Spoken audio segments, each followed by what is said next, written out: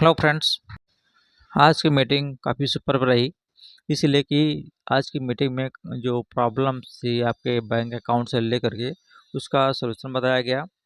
इसीलिए कि बहुत सारे फाउंडर्स हैं जिनका ओएस अकाउंट जो है डीएक्टिवेट हो जाता है, या फिर जैसे आपको प्रॉब्लम होती है अकाउंट को एक्टिव करने में, या फिर आपका पेमेंट है डिडक्शन हो जाता है।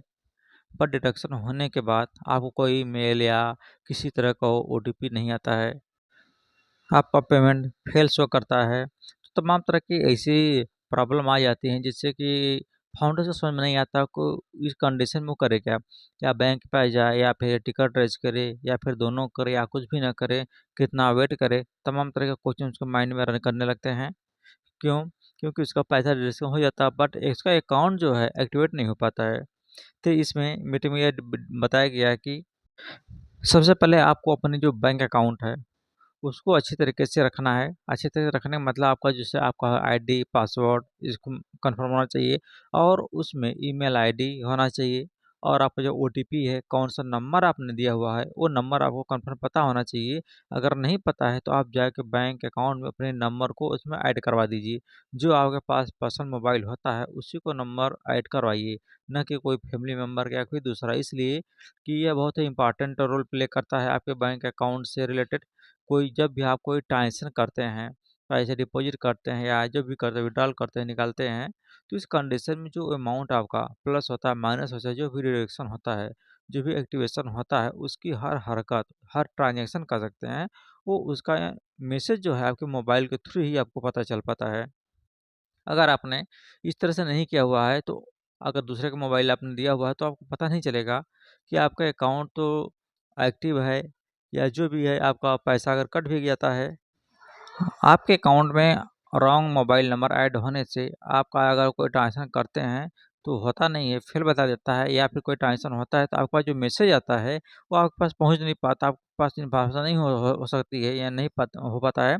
तो आपका अकाउंट से जो पैसा डिडक्शन हो जाता है, पैसा कट जाता है, और आपको कुछ समय के बाद पता चलता है, या कुछ कर सकते हैं कि कुछ दिन के बाद या महीनों बाद पता चलता है कि आपके अकाउंट से पैसे गायब हैं।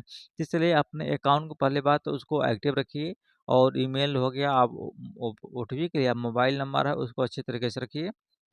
इसलिए कि आपका बिजनेस लंबा चलना है, और उसी के अनुसार आपका बिजनेस अब आगे बढ़ेगा ही।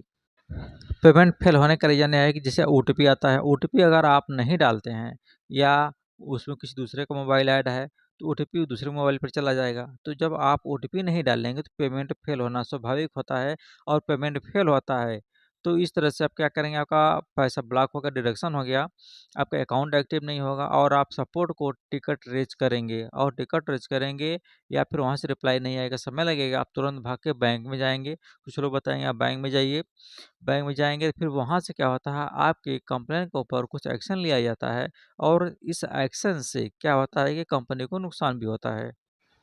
अगर आप बैंक में जाते हैं कि हमारा अकाउंट से कुछ पैसा हमने सेंड किया, डिडक्शन हो गया, बट हमारा आईडी जो है ग्रीन नहीं हो सकी है, तो हमारा पैसा गया गया कहाँ पे? तो इसलिए आप बैंक में जाएँगे तो बैंक वाले क्या करते हैं, उसको एज़ ए कंप्लेंट ग्रुप में ट्रीट करते हैं कि कस्टमर का पैसा इस कंपनी के पास गया है, और उसका अकाउंट एक्टिव नहीं हो पाया है। तो इस कंडीशन में क्या होता है, कंपनी के ऊपर चार्ज लगाया जाता है, उसपे एक फ्लैग होता है, फ्लैग शो करने लगता है, और इस संदर्भ में कंपनी के ऊपर चार्ज लगा दिया जाता है जो कंपनी को भरना पड़ता है। तो इस तरह से बहुत सारे ऐसे फाउंडर ने किया है, और कंप्लेन भी करें तो आप मात्र एक टाइम ही करें, या एक बार ही करें, वन टाइम। एक बार करेंगे उससे क्या होगा कि उस पे आप पे कार्रवाई की जाएगी। ऐसा ना हो कि आपके जो ब्लेसर उनसे भी कह दिया आपने, और आपका फ्रेंड उनसे भी कह दिया, और आपने खुद कर दिया। अगर इस कंडीशन में 3-3 4-4 या इससे अधिक मल्टीपल टाइम्स अगर आप इस तरह से अकाउंट को एक्टिवेट करने की कोशिश करते हैं, टिकट रेज़ करते हैं, तो उस पे आपकी कार्रवाई नहीं होनी होगी, और आपका जो है उसको ब्लॉक कर दिया जाएगा।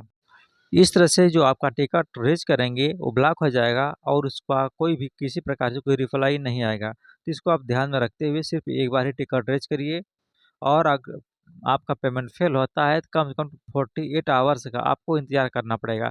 जैसे हमने पहले ही बताया था इसके पिछले वीडियो में कि कम से कम अगर आपका अकाउंट एक्टिव हो जाता है तो वेल अच्छी बात है, अगर नहीं होता है तो आपको मिनिमम कम से कम 48 आवर्स का वेट करना चाहिए। इसलिए कि सर्वर के अनुसार काम करता है, जो सर्वर ऑटोमेटिक 48 आवर्स के अंदर मिनिमम 24 आवर्स होता है, 24 आवर्स से लेकर 48 आवर्स यानी कि 24 घंटे से लेकर के 48 घंटे के अंदर आपका अकाउंट एक्टिवेट हो जाता है। अगर नहीं होता है तब आप उसको टिकट रेज़ कर सकते हैं।